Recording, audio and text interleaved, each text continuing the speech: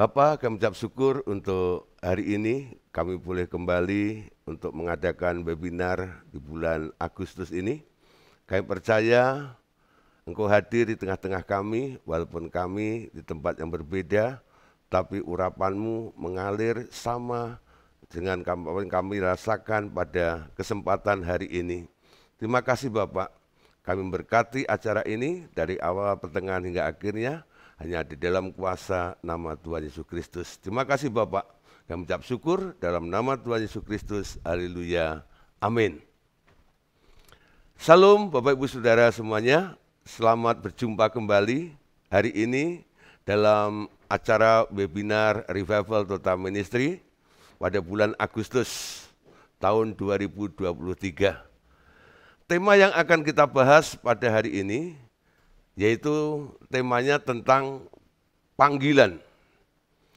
Bicara tentang panggilan, banyak orang terkadang bingung ya. Sebenarnya Tuhan itu memanggil saya untuk apa, menjadi apa, dan sebagainya. Beberapa orang kadang-kadang datang kepada saya untuk bertanya atau minta sebuah konfirmasi ya tentang sebuah panggilan ketika mereka merasa dirinya sudah mulai ingin melayani seperti itu. Nah, tapi karena mereka nggak mengerti bagaimana memulainya, akhirnya butuh saran dari para mentor atau orang-orang yang dianggap bisa memberikan sebuah penjelasan tentang apa itu panggilan. Nah, oleh sebab itu, hari ini kita akan bicara tentang panggilan tersebut. Amin. Yuk kita lihat ya beberapa ayat firman Tuhan. Dalam Kisah Para Rasul, pasal 2, ayat 37 sampai ayat yang ke-39. Saya akan bacakan. Ketika mereka mendengar hal itu, hati mereka sangat terharu. Lalu mereka bertanya kepada Petrus dan rasul-rasul yang lain, apakah yang harus kami perbuat, saudara-saudara? 38. Jawab Petrus kepada mereka, bertobatlah dan hendaklah kamu masing-masing memberi dirimu dibaptis dalam nama Yesus Kristus untuk pengampunan dosamu, maka kamu akan menerima karunia Roh Kudus. Ayat 39. Sebab bagi kamulah janji itu, dan bagi anak-anakmu, dan bagi orang yang masih jauh, yaitu sebanyak yang akan dipanggil oleh Tuhan Allah kita. Bapak-Ibu Saudara, ketika pada zaman rasul-rasul ini, satu kali Petrus ini berkhotbah, ya kurang lebih 3.000 jiwa itu mendengarkan khotbahnya Petrus. Saya melihat tuaian jiwa yang begitu luar biasa setelah mereka mengalami Pentakosta.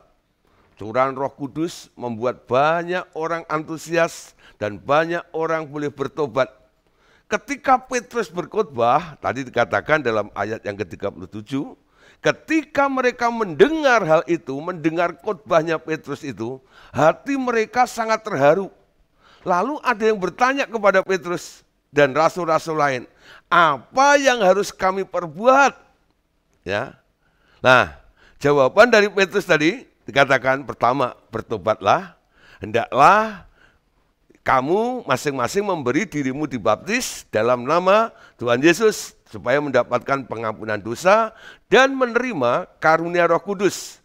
Ayat 39-nya dikatakan sebab bagi kamulah janji itu dan bagi anak-anakmu dan bagi orang yang masih jauh, perhatikan, yaitu sebanyak yang akan dipanggil oleh Tuhan Allah kita. Nah, saudara, di sini Petrus menyinggung ya tentang sebuah panggilan.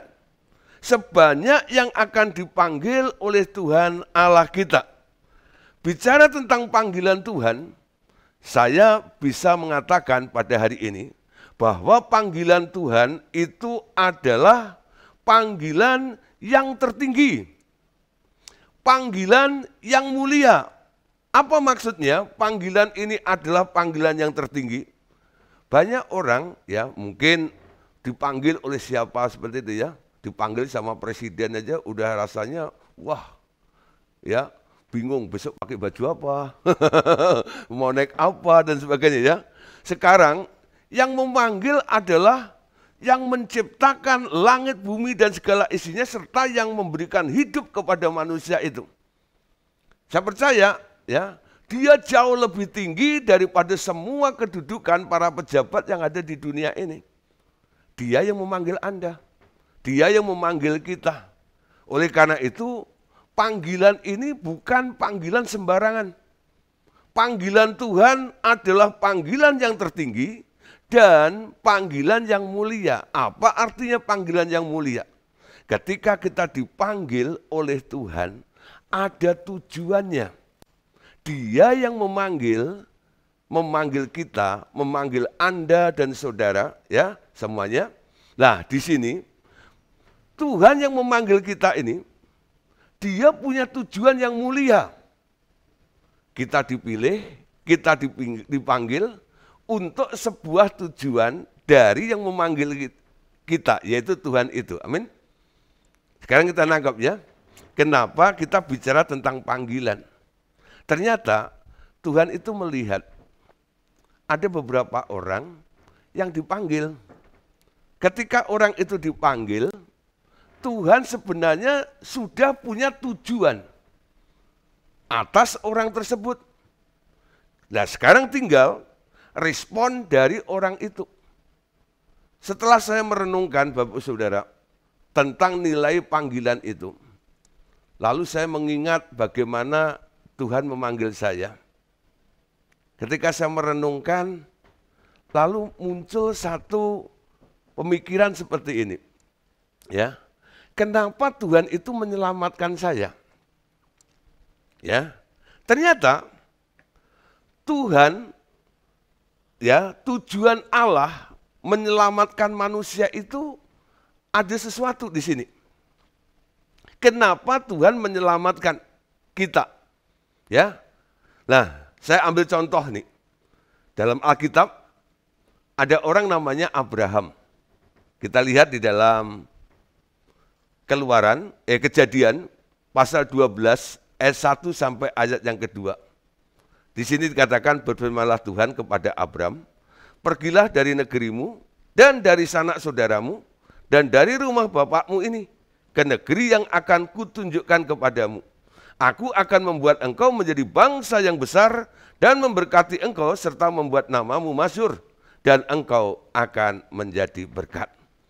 Banyak orang berpikir ketika Abraham dipanggil gitu ya, keluar dari Mesopotamia itu, dari Ur Kasdim dia dipanggil untuk keluar. Yang mereka pikirkan apa? Abraham dijanjikan oleh Allah, keluar Abraham, lihat bintang, lihat pasir. Gitu. Aku akan memberkatimu. Berkat yang melimpah-limpah. Sehingga segala berkat Abraham itu menjadi bagian kita. Itu yang sering dikhotbahkan ya. Tapi tujuan Allah mengeluarkan Abraham atau memanggil Abraham dari Ur Kasdim atau Mesopotamia ini, keluar dari sanak saudaranya, Allah punya tujuan. Tujuannya apa? Ya, tujuannya adalah Abraham diberi keturunan yang begitu besar, yang begitu banyak. Ternyata kalau kita lihat perjalanan Abraham, akhirnya Abraham punya anak namanya Ishak, betul? Ishak punya dua anak, Esau dan Yakub. Dari situlah Allah lebih mengasihi Yakub, tapi dia membenci Esau. Lalu dari Yakub itu Tuhan berkata, aku ubah namamu. Sekarang namamu bukan Yakub, tapi sekarang namamu adalah Israel. Dari Israel inilah kita mengenal ada 12 suku. Dan disitulah Tuhan punya tujuan. Tuh. Bangsa ini akan dijadikan bangsa imam. 12 suku ini ditargetkan oleh Allah nanti boleh melayani seluruh manusia yang ada di muka bumi ini. Tujuan dari awal Abraham dipanggil keluar. Kalau kita lihat dalam perjalanannya, ya, akhirnya kita melihat Untuk apa? Untuk menghasilkan sebuah bangsa. Keturunannya adalah orang-orang yang melayani Tuhan. Bukan hanya bicara tentang blessing, berkatnya tok. Tapi sekarang kita mengerti, kenapa Abraham diselamatkan? Kenapa Abraham dipilih? Ada tujuan Allah. Setiap panggilan ada tujuan yang mulia. Amin. Nah, sekarang lihat contoh yang kedua. Ya, kalau kita lihat namanya Musa. Anda tahu semua ya?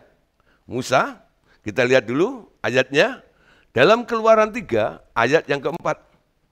Dan Tuhan melihat bahwa dia menyimpang ke samping memeriksanya, dan Allah memanggil ia dari tengah-tengah semak berduri itu dan berkata, Musa, Musa, dan dia menjawab, inilah aku. Ya. Nah, sebelum saya menjelaskan Keluaran 3 ayat 4 ketika Musa dipanggil oleh Tuhan, bagaimana Tuhan itu memilih Musa awalnya ya. Musa itu lahir dalam kondisi situasi pada waktu itu yang sangat darurat. Kenapa? Ketika Yusuf memanggil, mengajak saudara-saudaranya semua pindah ke Mesir, ternyata populasi dari bangsa Ibrani itu atau bangsa Israel ini luar biasa, ya. Wah, mungkin mutunya banyak anak, banyak rezeki gitu ya. Wah, sudah produksi terus sampai Raja Firaun itu khawatir, was-was. Ini nih, you kalau nggak di stop populasinya, bahaya ini nanti. Jumlah penduduknya akan lebih banyak daripada penduduk asli, yaitu orang-orang Mesir. Akhirnya Raja Firaun memberikan ultimatum, ya, memberikan perintah kepada para bidan-bidan itu. Nanti kalau ada orang Ibrani yang melahirkan, kamu tolong dia. Kalau perempuan, biarin, ya, biar hidup. Tapi kalau laki-laki, ya, orang Jawa bilang cites wae, apa itu? Bunuh saja, ya, bunuh saja. Ya, nah, saudara, lahirlah Musa. Ketika orang tuanya melihat yang lahir itu cowok, yang lahir itu laki-laki, apa yang dipikirkan, saudara? Wah, nih kalau sampai ketahuan raja, habis nih dibunuh, itu enggak ya? Tapi ajaib, saudara. Musa dihanyutkan, itu enggak ya? Ditemu, ya, diambil oleh putri Firaun. Musa hidup. Lalu sama putri Firaun dikasih nama Musa. Apa artinya Musa? Diangkat dari air. Nah, apa itu artinya diangkat dari air? Diselamatkan. Ya. Kenapa Musa diselamatkan? Karena Allah punya tujuan atas hidup Musa, betul? Nah, selama 80 tahun Musa nggak mengerti bahwa dia itu sebenarnya dipanggil oleh Tuhan. 40 tahun di Mesir, 40 tahun jadi menantunya Yitro, betul? Pada usia 80 tahun, Tuhan berkata ini, dalam Keluaran 3:4 tadi, dan Tuhan melihat bahwa dia menyimpang ke samping, memeriksa, lalu Allah memanggil dari tengah semak-semak berduri itu, Musa, Musa. Musa tahu siapa yang ngomong. Ya, ada apa Tuhan, gitu ya. Lalu Tuhan kasih tahu plannya. Aku pilih engkau untuk menjadi seorang pemimpin, untuk menjadi seorang leader, untuk memimpin bangsa ini, bangsa yang besar ini, untuk dibawa keluar dari Mesir ini menuju ke tanah perjanjian. Amin. Abraham, Musa diselamatkan, dikeluarkan, diangkat dari air, diselamatkan oleh Allah. Karena Allah punya tujuan. Disinilah kita lihat panggilan atas orang-orang ini ternyata ada tujuan yang mulia yang Tuhan telah sediakan buat mereka semuanya. Makanya tadi saya katakan, panggilan Tuhan itu adalah panggilan yang tertinggi. Panggilan Tuhan itu adalah panggilan yang mulia. Amin. Nah, sekarang bagaimana dengan kita? Ya, ketika Tuhan memanggil Anda, apa respon Anda? Apa jawaban Anda? Ya, apa jawaban Anda? Nah, sekarang kira-kira nih, saya tidak banyak memberikan satu pandangan tentang jawaban dari beberapa ini, tapi saya pilih dua aja ya. Kalau enggak yes ya no, betul enggak ya? Kalau enggak no ya yes, gitu loh. Ketika Tuhan memanggil, Anda menolak panggilan itu, atau Anda menerima panggilan itu. Nah, bagaimana ya dengan orang-orang yang tidak merespon atas panggilan itu? Kita melihat, saudara, ya, antusias orang untuk mengikut Tuhan itu sebenarnya sangat-sangat luar biasa. Entah itu karena dipengaruhi oleh situasi atau melihat orang-orang yang berhasil di dalam pelayanan, lalu mereka mulai berpikir, enak ya melayani Tuhan itu. Ya, atau mungkin nih udah bosen dengan pekerjaannya atau kondisi pekerjaannya sedang mengalami kebangkrutan, lalu dia mau pindah profesi. Ada satu orang ya, dia bilang gini, ya bisnis apa yang nggak pernah bangkrut katanya. Lalu temennya bilang, cuman dua ya, bisnis gereja dan rumah sakit katanya. You know, bisnis gereja dan rumah sakit katanya. Ya, nah lagi ngetren.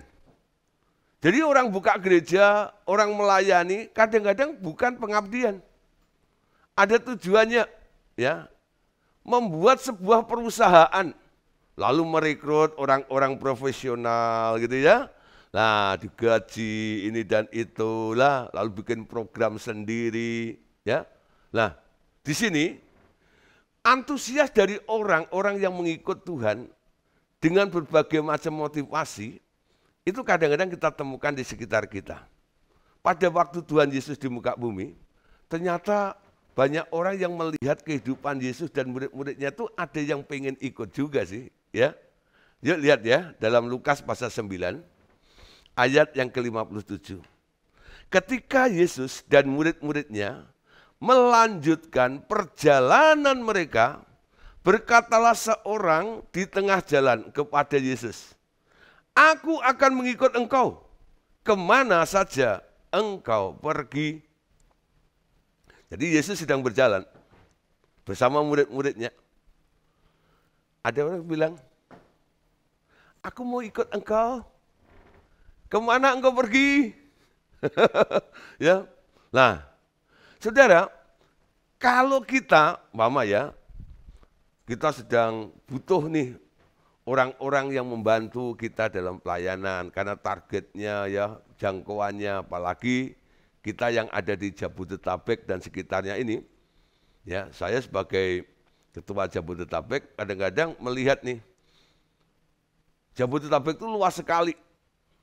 Kadang-kadang untuk menjangkau gitu ya, ada yang telepon, "Pak," gitu ya, "apa ada pelayanan di Depok, apa ada pelayanan yang ada di Cikarang dan sebagainya," gitu. Kadang-kadang siapa ya yang harus melayani di sana? Tempatnya jauh seperti itu ya.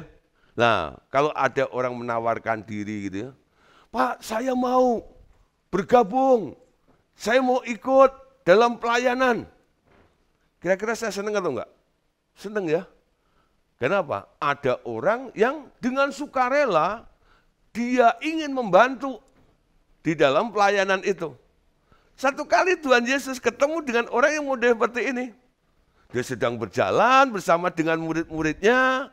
Lalu ya di tengah jalan ketemu dengan orang. Lalu orang itu berkata, "Aku akan mengikut engkau kemana saja engkau pergi." Namun kalau Anda melihat ayat-ayat selanjutnya, tidak saya tulis di sini, ya. Tapi Anda lihat jawaban daripada Tuhan Yesus apa?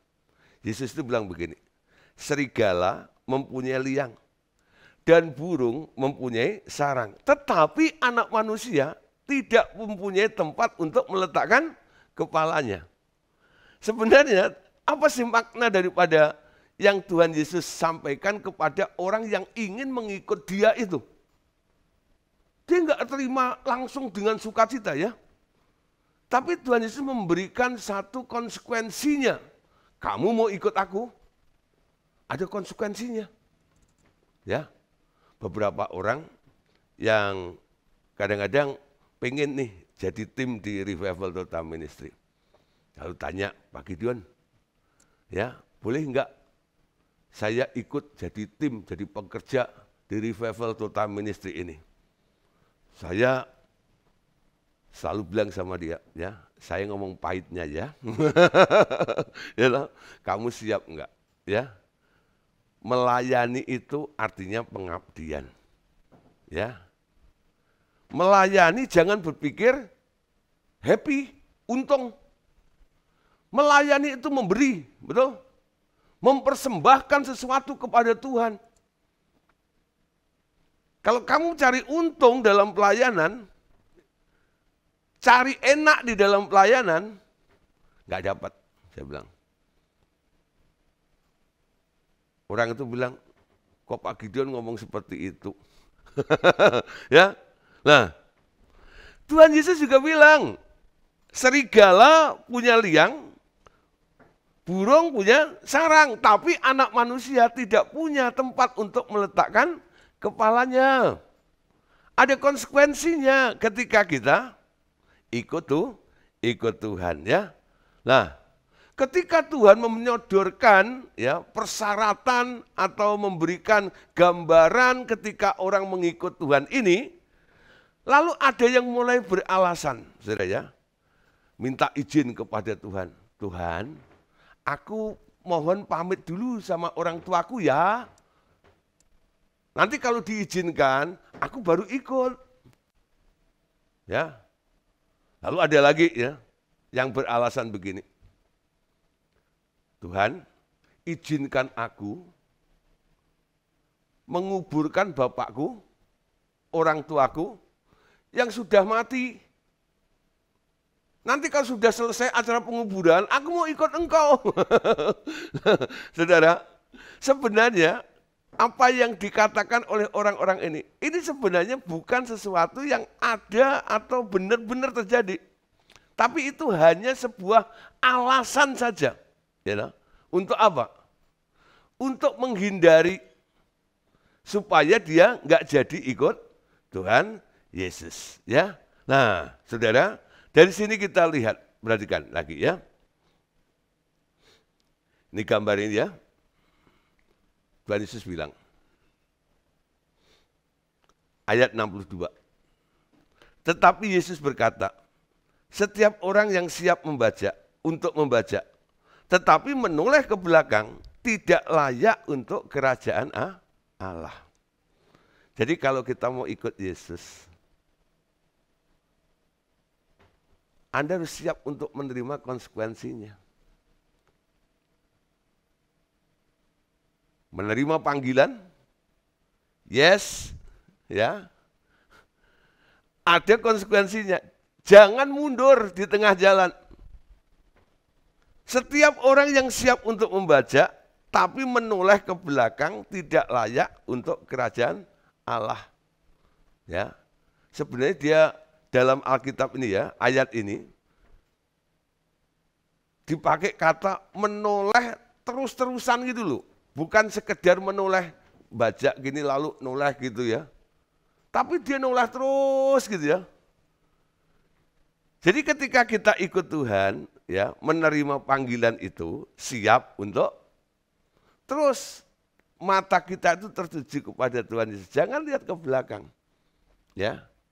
Apalagi kita mulai kembali lagi ya. Nah, saudara, ikut Yesus, menerima panggilan, itu adalah sebuah keputusan. Betul? Sebuah keputusan. Banyak orang kadang-kadang hatinya pengen melayani. hatinya mau menerima panggilan itu. Hatinya mau mengikut Tuhan, ya. Tapi ketika mereka mulai ditantang oleh Tuhan, dia nggak berani ambil resikonya. Ada satu anak muda kaya nih. Ya, next. Nah, Anda tahu ya, anak muda kaya ini, dia datang kepada Tuhan Yesus. Dia tanya gini, Guru, apa yang harus aku lakukan untuk memperoleh kesempurnaan itu? Lalu Tuhan bilang, lakukan, jangan mencuri, jangan membunuh, dan semuanya hukum-hukum Taurat itu. Dia bilang, sudah semua, sudah aku kerjakan, nggak ada cacatnya. Wah, hebat banget ya. Lalu Tuhan bilang, kalau pengen sempurna, satu lagi yang harus kamu lakukan. Apa itu? Pergi, jual hartamu, bagikan kepada orang-orang miskin, lalu balik ke sini, ikut aku. Apa yang terjadi? Anak muda itu berkata begini, mendengar perkataan itu ia menjadi kecewa. Lalu pergi dengan sedihnya, sebab banyak hartanya. Antusias loh, datang pada Tuhan, nanya sama Tuhan, betul? Tapi ketika Tuhan memberikan, ya, bagaimana persyaratan ikut Tuhan itu, dengan sedih, dia kecewa, pergi. Kenapa? Banyak hartanya itu. Nah, menerima panggilan, menerima konsekuensinya, betul? Ada konsekuensinya di dalam panggilan itu. Jadi jangan hanya Anda berpikir, wah enak ya, aku mau ya, dipanggil oleh Tuhan, mau melayani ini dan itu dan semuanya. Tapi Anda harus berpikir juga, ketika Anda mau berkata yes, ya, Anda juga harus melihat konsekuensi resikonya ketika Anda berkata ya tentang panggilan itu. Jadi sebelum kita menerima panggilan itu, apa yang harus kita lakukan? Ya, hitung dulu anggarannya. Di sini bukan saya ajarin Bapak Ibu Saudara untuk hitung-hitungan dengan Tuhan, enggak. Ya lah. Tapi Alkitab sendiri mengatakan, yang ngomong Yesus sendiri. Dalam Lukas 14 ayat 28. Sebab siapakah di antara kamu yang kalau mau mendirikan sebuah menara tidak duduk dulu membuat anggaran biayanya. Kalau cukup uangnya untuk menyelesaikan pekerjaannya itu. Jadi menjawab yes, ya ketika Tuhan memanggil Anda ini, Anda hitung dulu nih. Ya. Hitung dulu, kalkulasi dulu, anggarannya cukup enggak? Karena ketika kita merespon, mengatakan yes, aku mau ikut Tuhan, aku mau melayani Tuhan. Hitung dulu, ya, bikin tabel, ya, ambil kertas, bagi 2 garis ya, untung ruginya. Kalau aku ikut Yesus, menerima panggilan ini, untungnya apa?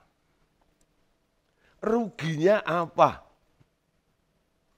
Kalkulasi, cek betul, ya, catat.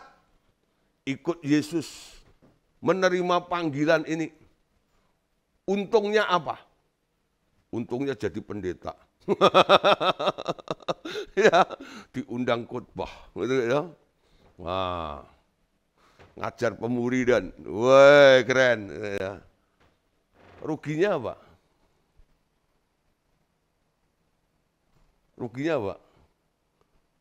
Nah, hitung sendiri nanti. Nah, dari untung ruginya tadi nanti Anda lihat banyak untungnya atau banyak ruginya. Tapi paling tidak Anda tahu, ya, konsekuensi resikonya ketika Anda ambil, betul nggak? Kalau untungnya Anda suka, betul? Ruginya ini loh. Itu harus sudah ngerti dulu sebelum Anda berkata, ya, aku menerima panggilan itu. Ya, wah, saudara kadang-kadang lulusan sekolah Alkitab itu wah luar biasa ya. Kerja buat Tuhan selalu manis, wah, biar tanpa gaji, ya. Makan apa? Ya, wah, ya. Dengar dia panggil nama saya, wah nyanyinya luar biasa. Tapi dari ribuan orang-orang lulus sekolah Alkitab itu, berapa yang bertahan dalam pelayanan? Enggak banyak, saudara. Ya, kenapa?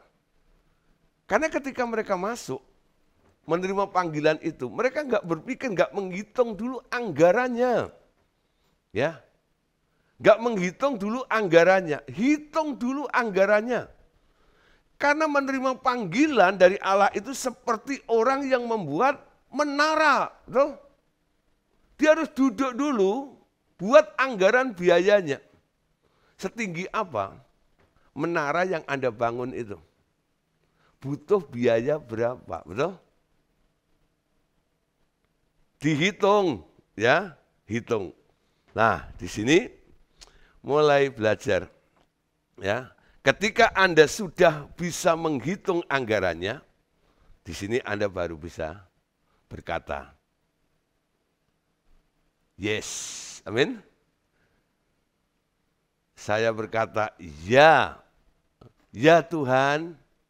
Anda bisa berkata seperti Yesaya, ini aku Tuhan, utuslah aku Tuhan. Betul? Menerima panggilan tersebut. Amin. Jadi bicara tentang panggilan, itu bukan sesederhana apa yang Anda pikirkan.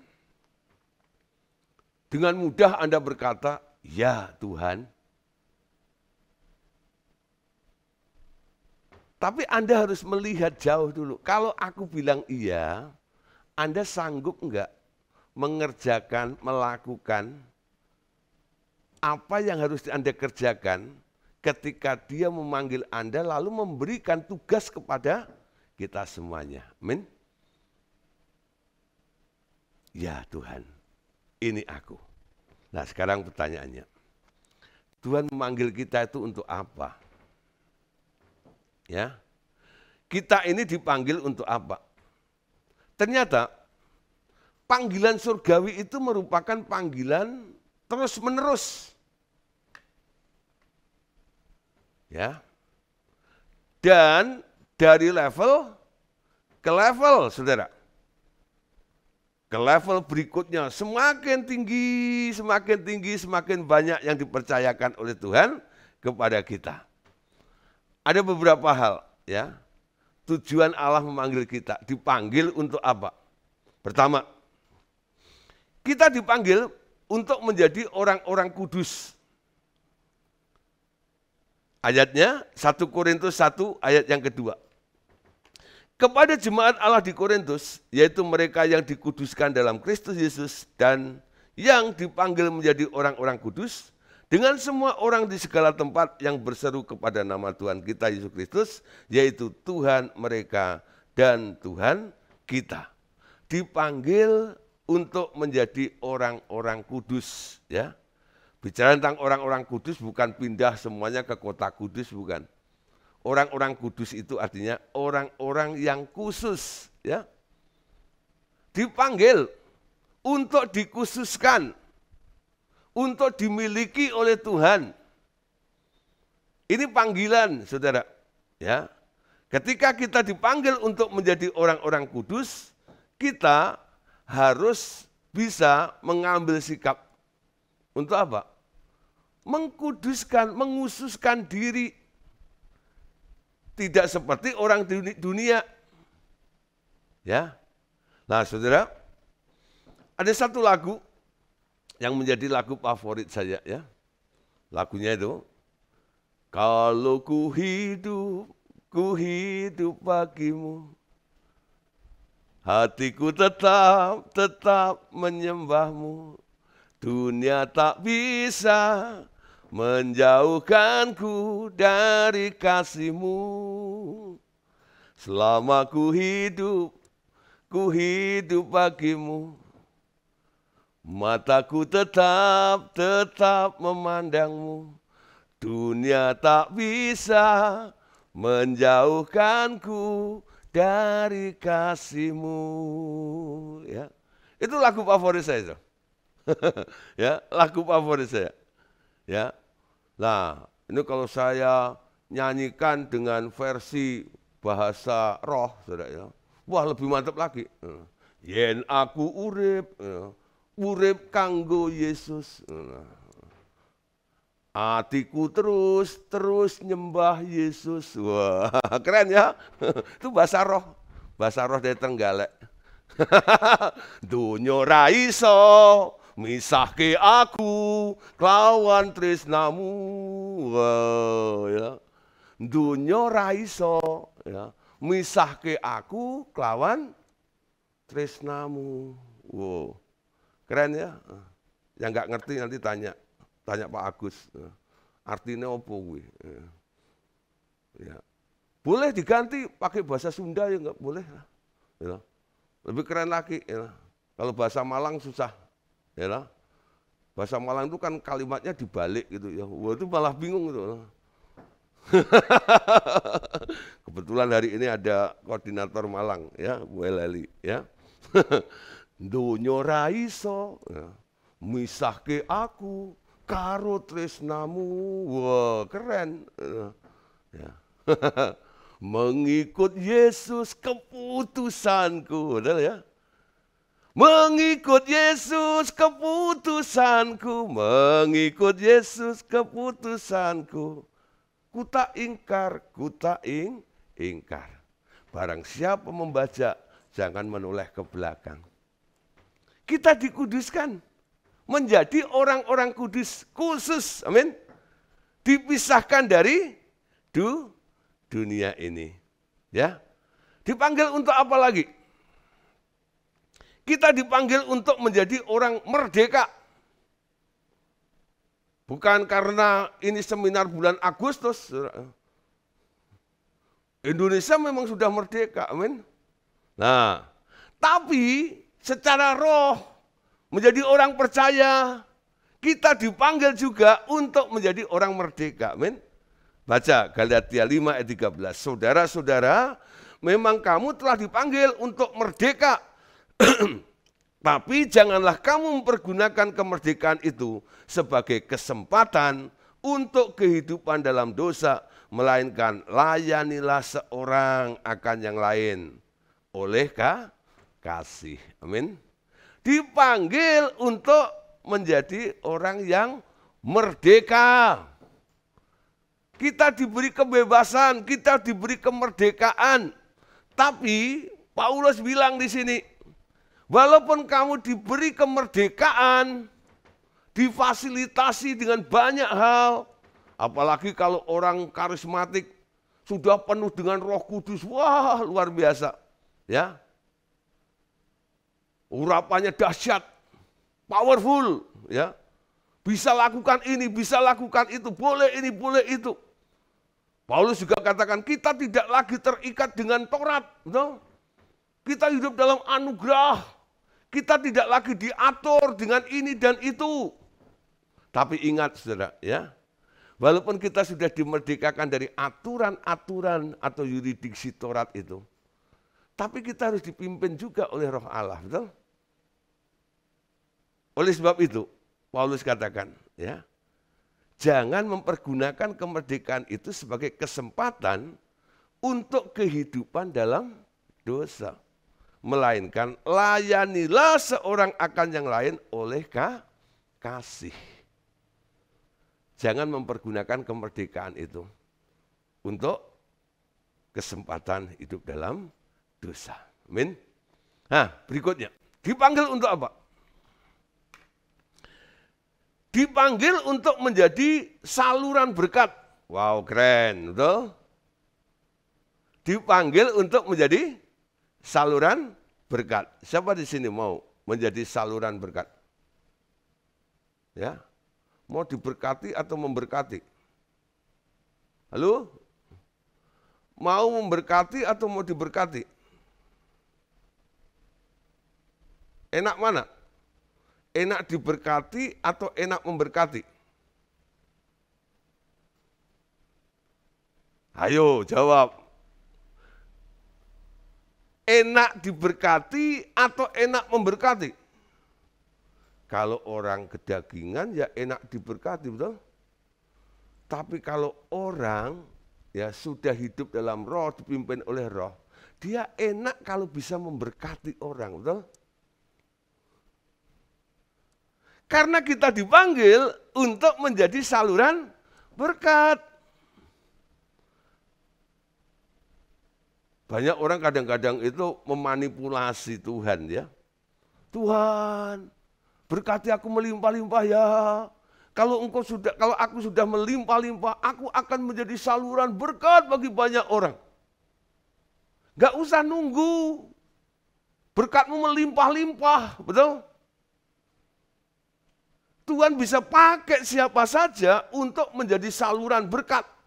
Contoh, ketika Elia sedang mengalami masa paceklik karena dia bernubuat tidak turun hujan, lalu sungai Kerit sudah menjadi kering, lalu Tuhan berkata, pergi ke Sarfat, temui seorang janda.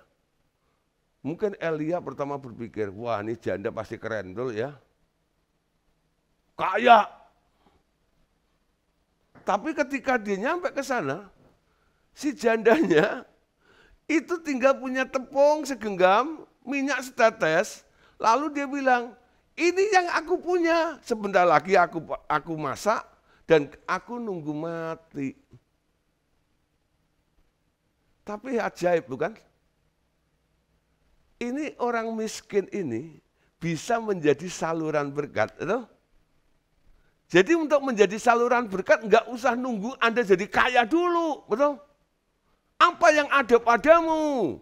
Kalau Anda bisa lakukan dari perkara yang kecil, Tuhan akan percayakan kepada Anda tentang perkara yang besar. Amin. Kalau yang kecil aja Anda nggak bisa, nanti kalau untuk urusan yang besar, Anda akan lebih nggak bisa lagi. Kenapa? Ketika Anda ya punya duit 50.000 ya,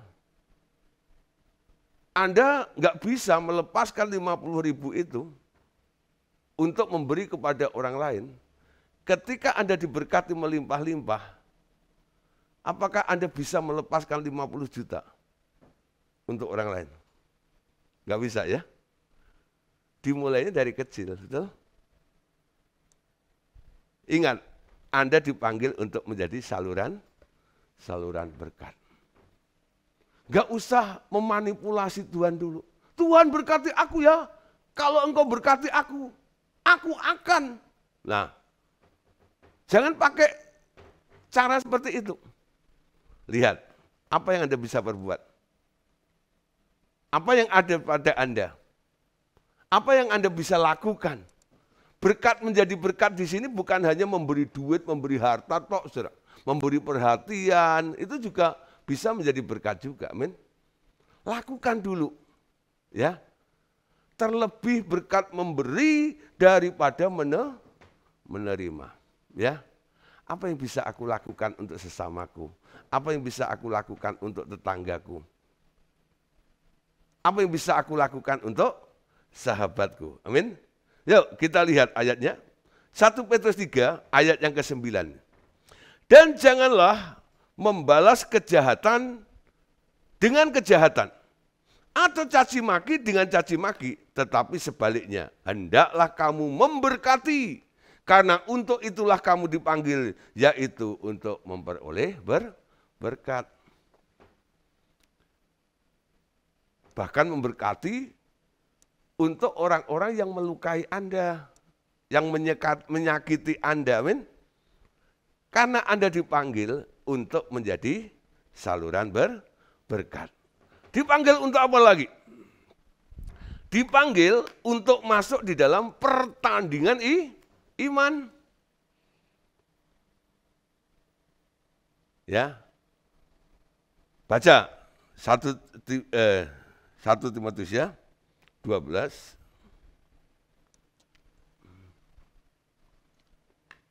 Bertandinglah dalam pertandingan iman yang benar dan rebutlah hidup yang kekal. Untuk itulah engkau telah dipanggil dan telah engkau ikrarkan ikrar yang benar di depan banyak saksi. Ya, bertanding dalam pertandingan iman. Jadi ketika kita percaya kepada Tuhan, sebenarnya kita masuk dalam kencah pertandingan. Pertandingan iman. Banyak hal saudara, ya, contoh-contoh yang bisa Anda kerjakan untuk Anda bisa tembus menjadi pemenang. Dengan apa? Dengan iman. Amin. Bertanding dalam iman itu. Nah, terus ada panggilan lagi yang mungkin ini Bapak Saudara mungkin sedikit nggak suka. Panggilan apa? Panggilan untuk menderita. Dipanggil untuk menderita. 1 Petrus pasal 2 ayat 20 sampai 21. Sebab dapatkah disebut ujian jika kamu menderita pukulan karena kamu berbuat dosa?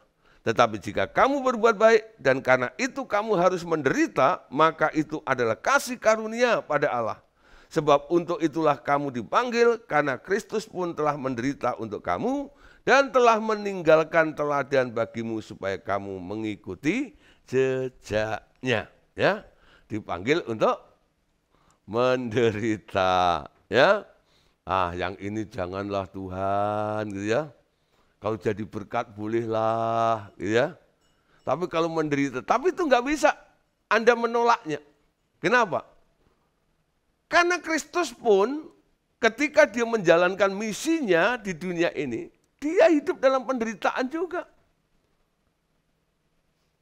Kita pun harus mempersenjatai diri kita sama seperti Kristus mempersenjatai dirinya, siap untuk menderita. Anda pun harus siap, betul?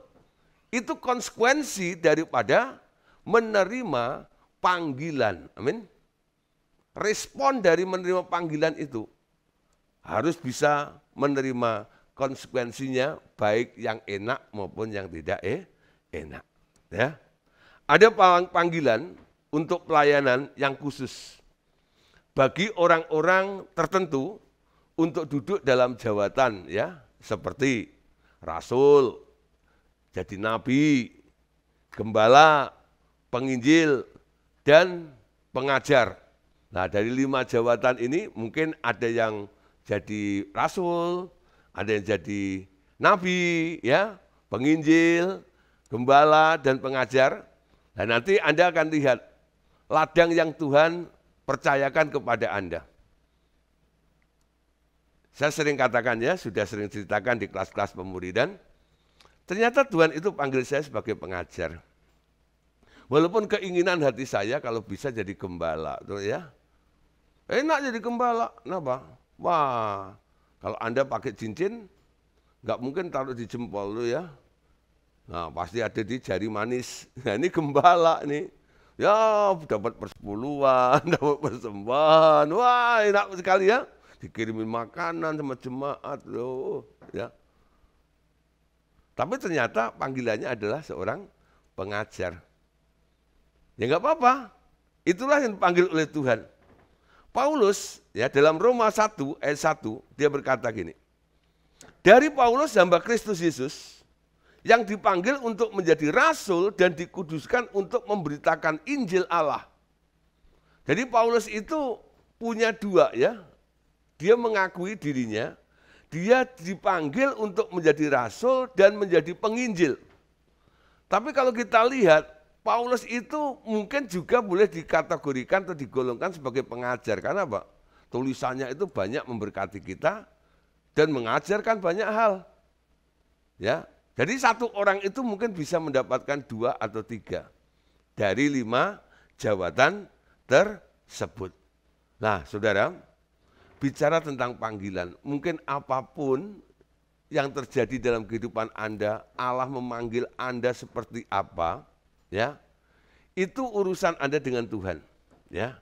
Tapi pesan saya di sini, Kalau Anda sudah menerima panggilan itu, berkata, yes, aku mau mengikut Engkau Tuhan dengan segala konsekuensinya, tetap setia dalam panggilannya. Amin. Taat dan setia kepadamu Tuhan. Tuh. Taat dan setia kepadamu Tuhan. Kenapa? Kita harus tetap setia di dalam panggilan itu. Karena Alkitab bilang dalam Matius 22 ayat 14, sebab banyak yang dipanggil, tetapi sedikit yang dipilih. Betul? Dari semua yang menerima panggilannya yang berkata yes, yes, yes, yes, yes, yes. Nanti ada seleksinya. Berdasarkan apa seleksinya itu? Kenapa Tuhan memilih? Kesetiaan, betul? Tetap setia di dalam panggilannya. Nah, saudara, untuk menutup seminar hari ini, semua yang kita kerjakan, semua yang kita lakukan, ketika kita masuk di dalam panggilan Allah itu, apa yang kita kerjakan di dalam panggilan itu sebenarnya untuk apa? Hanya untuk satu hal. Yohanes 17 ayat 4. Yuk kita baca sama-sama ya. Aku telah mempermuliakan engkau di bumi dengan jalan menyelesaikan pekerjaan yang engkau berikan kepadaku untuk melakukannya. Sekali lagi ya. Aku telah mempermuliakan engkau di bumi dengan jalan menyelesaikan pekerjaan yang engkau berikan kepadaku untuk melakukannya. Bagaimana kita bisa memuliakan Tuhan? Masuk di dalam panggilannya itu, lalu kerjakan, lakukan apa yang ditugaskan, dipercayakan, diperintahkan oleh Allah di dalam kehidupan kita ini. Ketika kita mengerjakannya sesuai dengan perintahnya Tuhan, nama Tuhan yang dipermuliakan. Amin. Dan banyak orang akan semakin mengenal Tuhan. Tuaian jiwa-jiwa akan semakin bertambah. Kuncinya cuma satu. Jika nama Tuhan itu ditinggikan, betul ya, dia akan menarik semua orang. Nama siapa yang ditinggikan itu loh? Nama siapa yang dimuliakan? Kalau kita hanya mengejar popularitas di dalam kehidupan kita supaya nama kita hebat dan sebagainya, bukan jiwa-jiwa yang akan dimenangkan. Cuma satu kuncinya. Mau mengalami tuaian besar, muliakan Tuhan. Loh? Dengan jalan melakukan apa yang ditugaskan, dipercayakan oleh Allah dalam kehidupan kita ini. Saya harap Bapak Saudara hari ini mulai memahami ya tentang sebuah nilai panggilan itu. Apa itu panggilan?